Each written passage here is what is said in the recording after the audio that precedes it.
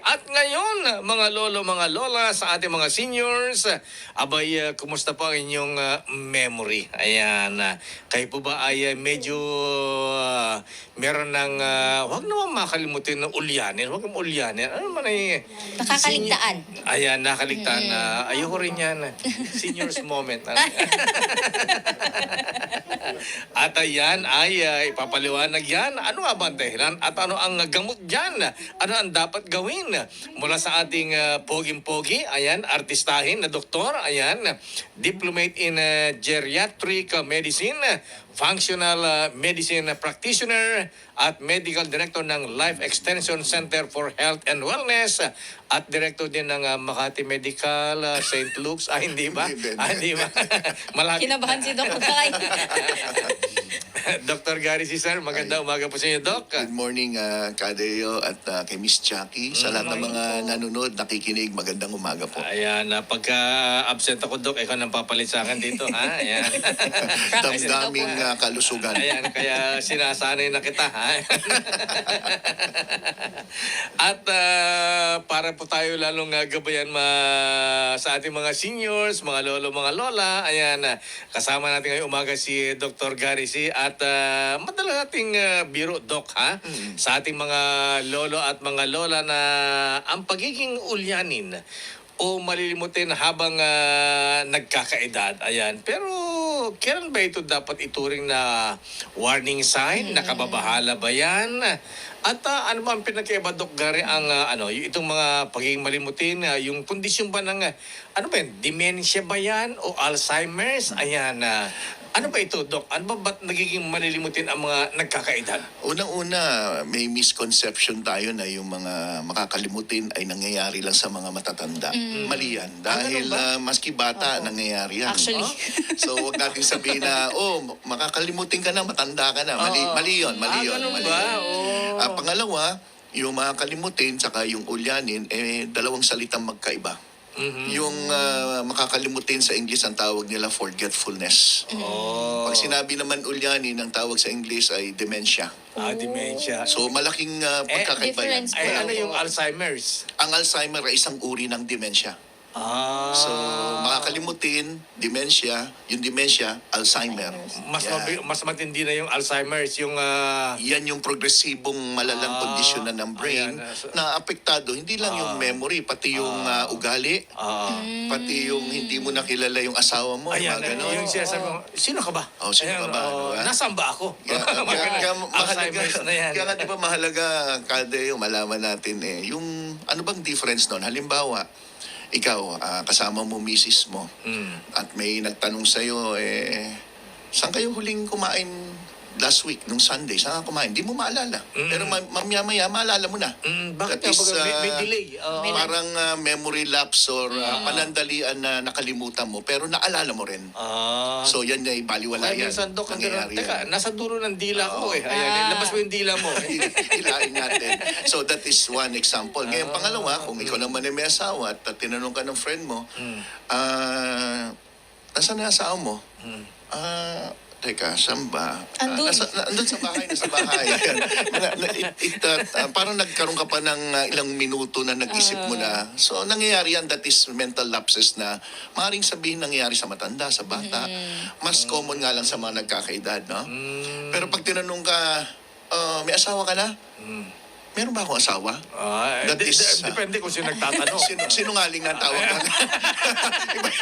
Iba yung sinungaling. Sinungaling So, na yan. i-differentiate natin muna yung mga kalimutin, ulyanin, saka sinungaling, no? When we talk about forgetfulness, that's normal. Nangyayari yan, lapses, yung iniwan mo yung gamit mo. Saan ko ba nalagay yun? Pero mamaya, naalala mo na. Yung katulad na, Doc, yung minsan na may kukunin kang gamit sa isang kwarto, tapos pagpasok mo ng kwarto, ano nga ba ulit yung kukunin kong gamit? Yung madalas na mangyari ito sa mga may bahay, no? Pupunta sa kusina, may kukunin, tapos, ano nga ba yun? Babalik na sila doon sa hapagkainan pag kukunin ko pala yung patis o toyo, di ba? Ang masama, yung pupunta ka sa kwarto, may kukunin ka, tapos hindi mo maalala, yung pala nakahubad ka, kailangan mo pala ng bra o panty. Yun ang masama. Yun ang masamang masama. Ayan. At ito ay kadalasan, masasabi natin na kung ito'y normal naman, may mga bagay lang na dapat mong gawin to recall. Like, maggamit ka ng mga notepads, Ayan, mag-crossword puzzle, games ka, o whatever, So, no? nakatulong talaga yan. Parang si Manong Johnny Enrile, no? Na may, ano yung... Games. Game, diba? Candy Crush ba yun? Lakay Candy Crush, mga ganyan. Malaking bagay yon. Nakatulong ba yun, Doc? Oh. Kaya sinasabi ko sa mga senior na pasyente ko na dapat maging techie sila. Yung iba kasi, ay matanda na ako, ayoko yan.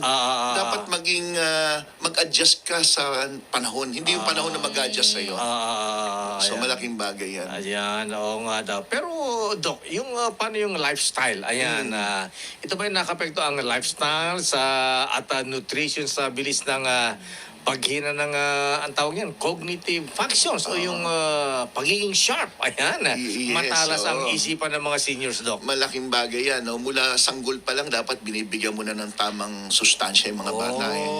Kaya nga yung mga special formula milk na binibigay sa bata, meron silang palaging promotional campaign na ito ay may kasamang DHA na pampaganda ng memorya. Ano yung DHA? Yung DHA ay isang uri ng taba o yung tatawag na good fats. Oh. Na pag ito'y Good nainom fats. natin o nakuha natin sa mga pagkain o sa mga supplements, nakakatulong to enhance our memory. Nadidevelop yung ating mga tinatawag na neurologic system na para mag-improve. So malaking bagay na bata pa lang talaga binibigyan mo ng sustansya. Eh di lalo na yung mga may edad. Yung edad na lang, nagpapahina, pangit pa yung kinakain nyo, hindi pa maayos, lalong mapapabilis ang paglala ng inyong mahinang memorya. Kaya nga ina-advise ko sa mga pasyente ko, pag pinag-usapan natin memory, ang ayusin natin palagi yung lifestyle at kasama yung pagkain, tamang nutrition sa lifestyle, ehersisyo, mahalaga yan.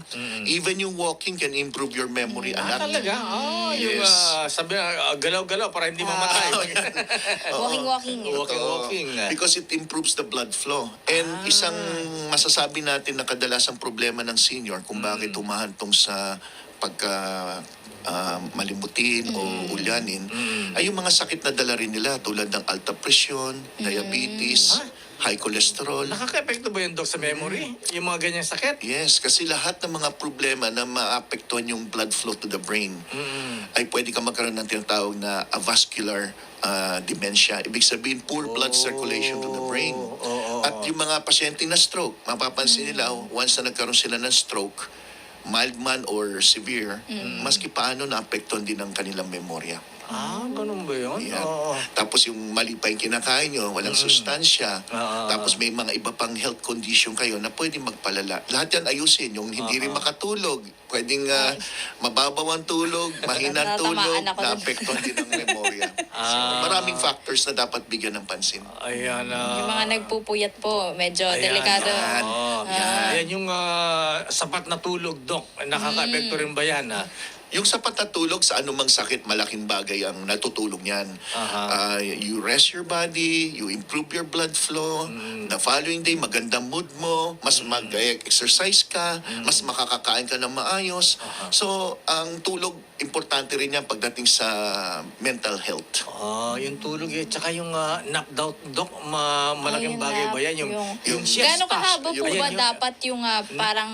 Siesta. Oo, Ayun. siesta. Kasi may iba Usually, po, 30 maganda yung minutes. question mo. Ayan. A 15 Kasi, minutes ma- power nap is very good. Ayan, kasi eto sabi na aking bubit, yung ninong mo, ayan, si Dr. Lucio Tan, ayan. sabi ni Dr. Abay, Lucio Tan. every 2 o'clock in the afternoon, ayan, matik yan, talagang may nap siya, may siesta siya, ayan. Kaya pag after nap niya, di ko lang kung ilang minutos, ilang oras, masigla na naman. Masigla na, oo. Kapitan Yun nga Lucio kasi, Tan. yun din natanong ko na lakay. Kasi minsan makakatulog ka ng hapon, mga 30 minutes. Parang mas lalo ka pang napagod. Parang ganun, Doc, no? Parang, kaya natanong ko, ilang minuto po ba dapat yung Hindi, kasi, na power nap kung baga napapagod tawagin to nila? Kasi nga matulog, Dok, nakayuko sa lamesa. Ayan. hindi naman komportable na nakahiga. komportable. Oo, dapat komportable, Oo. di ba? May pag-aaral na 15 minutes power nap na tinatawag nila. Malaking bagay, no? May mga senior kasi na ang tulog sa gabi either mababaw o kaya konti lang. So malaking tulong yung meron silang power nap sa hapon na at least mga 15 to 30 minutes makakatulong yan. Tsaka yung mga politiko na masyadong active, madaming activities. Pagdating sa kotse, tulog. Tulog, Ayan, mga oo. ganyan. Malaking bagay daw yung Doc. Tama ba yun? Okay ba yun? Yes, ako'y nakikita ko sa mga pasyente ko na pag sinasabi nila na, Dok, di ako makatulog sa gabi, pero sa hapon, ang ganda ng tulog ko. Pag-gising ko naman sa hapon, parang masigla ako. So, minsan naman, yun naman na naging reason kung bakit nagiging naapektuhan yung tulog sa gabi. Pag nakatulog sila ng mga 1-2 oras sa hapon, hindi sila makatulog sa gabi. But para sa akin, regardless kung natulog ka ng maayos sa gabi o hapon, as long as natulog ka ng maayos, that is good enough. Pero alin ang mas masarap ang tulog, Doc? Ayan, sa bahay, sa Manila Hotel o sa Sogo? Ayan. Depende siguro sino katabi. Ay, depende. Kung saan, may ibang tao na namamahay, di ba? Hindi sila makatulog sa totoo yan. ibang lugar. Ayan. Pero siguro, Doc, meron ba mga pagkain o nutrients na pwedeng magsilbing brain food? Ayan. Gano'n ang kalaking papel ng tamang nutrition para mapanatiling sharp. Ayan.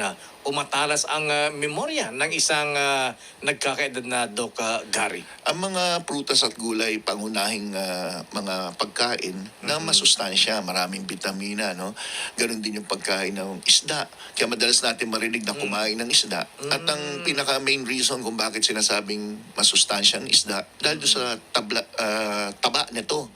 Yung natawag na mga fish oil na galing doon sa mga fats ng isda. Omega oil ba ang tawag dyan? Yung omega-3 fatty Omega-3 acids. fatty acids. Maski saan kayo mag-research, ang omega-3 fatty acid, ang daming natutulong yan to improve your blood flow. Pinapakita si Malo, Yan. kaya siya Ayan, si Malo. yan. Kahit to si Malo, kahit na 69 years old na ito, Oo. sharp pa rin to si Malo, ha? Hindi ba, 45 pala, Yan. 45. Pati nga ito, Pareho tayo nang iniinom Mamalu Uminom Mati- ako ng fish oil. Omega Gold to. Ba't di mo Yan. ba binibigyan nito? Kaya tuloy minsan nagkakaroon ng Yan. mental, mental lapses. Ayan.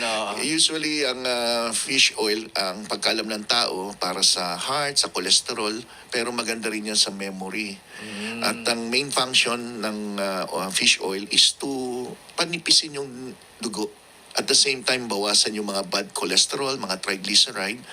Binabawasan niya pamamaga ng ugat, so nag-improve yung blood circulation. Not only to the brain, but to the whole body. Ganun ba? Napapaluwag niya ang veins natin, Doc? Yung mga bara-bara? Tumutulong kasi ang omega-3 na malesen yung kapal ng dugo.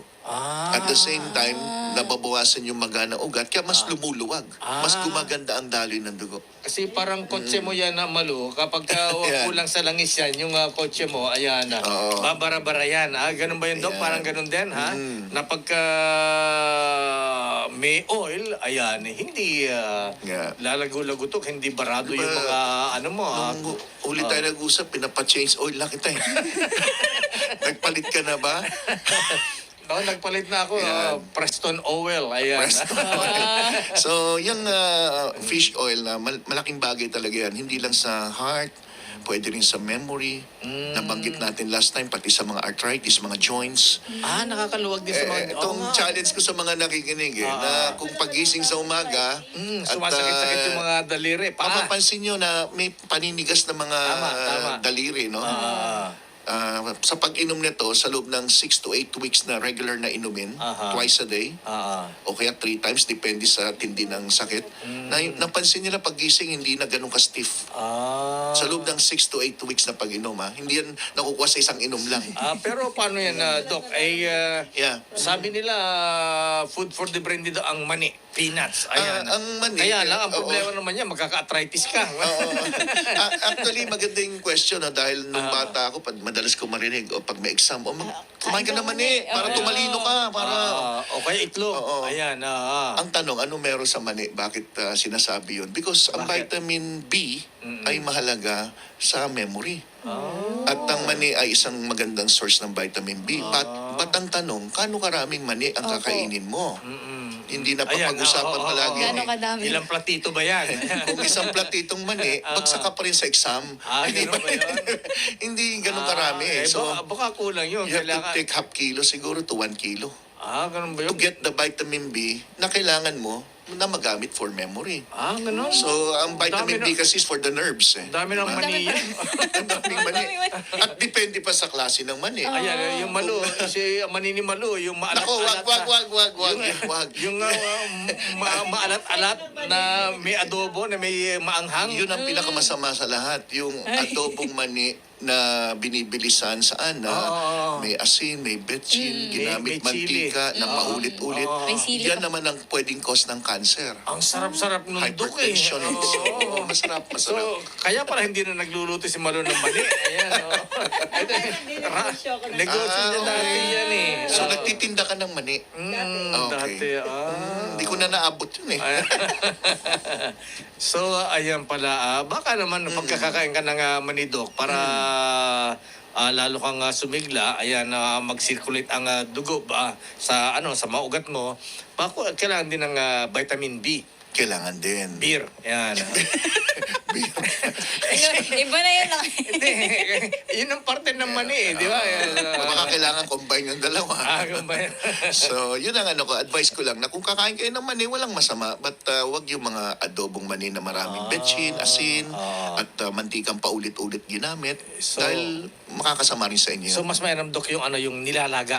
Nilaga o yung fresh, yung mismong Fresh from the soil. Yes, yan pwede yun. Mainit-init yung paggaling sa nakatingin pa noon. Ayan, Hindi pala kasi kami kaya. dati nagtatanong kami ng mani sa probinsya. Ayan na habang galing sa sa lupa. Diretso, kainin. mo. Mainit-init pa yun. Ayan. Tsaka juicy. Ayan. Mamasa-masa na mainit-init. Yes, Parang singit yung pinag-uusapan natin. So, pwede, yung ang advice ko rin, then yung So, sa nutrition naman, Bukod yung sa mani, tsaka omega oil, ano pa mga pagkain na nakatulong sa brain? Yung avocado is also avocado, good. Kasi meron din yung Pero good hindi po cholesterol. avocado ice cream. Hindi yung yung avocado na fresh. At lahat naman ng green leafy vegetables okay. Actually, when we talk about mga nuts, ang pinakamaganda dyan for memory is walnuts. Pero mahal, di ba? Content naman yun, Dok eh. Yung mga dapat mga local. Kasi wala kang marinig na sinasabing sungsung ang nagpapaganda yan ng memory, kundi walnuts. Walnuts. Yun alam, pa rin mahal. pagkain. Dok.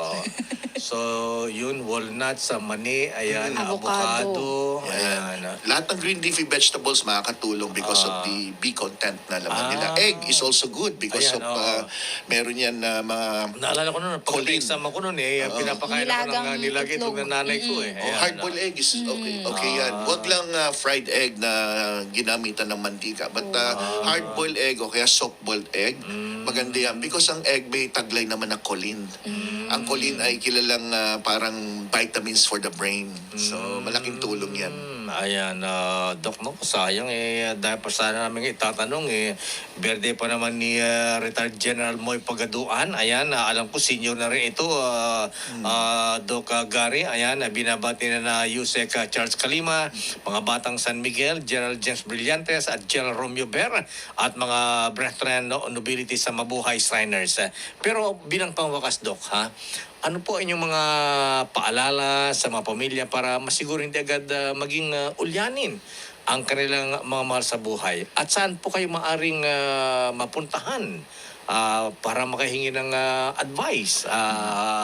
Ano inyong maipapayo, Dr. Gary C? Ganito lang yan, Lakay. Unang-una, kailangan suportahan natin ang mga senior. Kasi karamihan ng mga senior, kailangan ng gabay ng mga anak. Kung sila yung napansin nyo na meron ng paulit-ulit na tanong, o kaya sila may ginagawang hindi nila dating ginagawa. Halimbawa, hindi na nila alam saan iihi, saan dudumi, o kaya yung kutsara, hindi nila alam na ito'y ginagamit sa pagkain. Dapat wag nyo nang intay na lumala pa. Dahil meron akong pasyente nga na ang posporo hindi niya alam. Tapos nagsindi siya. Hindi niya alam. Hindi niya alam para ano. Tapos hanggang sa buti na lang may nakakita. Kundi, buong bahay nasunog. Wow. So huwag niyong pababayaan kung may nakikita kayong pagbabago sa inyong mga magulang, dali niyo kaagad sa isang doktor para masuri at mabigyan naman ng mga gamot. Sa ngayon may mga gamot naman to delay yung mga ganitong paghina ng memorya na humantong sa matinding demensya. At kung may mga tanong po kayo pagdating sa kalusugan, pwede niyo naman ako sundan sa Gabay sa Kalusugan, Dr. Gabay sa Gary C. Kalusugan. Sa YouTube, sa Facebook, and TikTok. At nandun na po yung aking clinic address sa mga gustong magpakonsulta sa akin. I'm into geriatric medicine, so majority ng mga pasyente ko yung mga hindi nakikita pangkaraniwan ni Kadeo, yung mga wala ng menstruation at dili na natindog. Yun ang mga kadalasang pasyente ko. Huwag kang mag-alala, Dok. Honeymoon tea lang yan. Oo nga, matry nga yan. Madalas ko marinig sa iyo eh. Ayan, nalakay. Ayan. Honeymoon tea tsaka vitamin E daw. Vitamin E. Dr. Gary, maraming salamat. salamat po. At Thank you po. malaking tulong ito, gabay sa ating mga seniors, ayan, para hindi masyadong nagiging ulyanin, ayan, nagiging malimutin. Dr. Gary C., Diplomate in Geriatric Medicine, Functional Medicine Practitioner at Medical Director ng Life Extension Center for Health and Wellness. The road is long.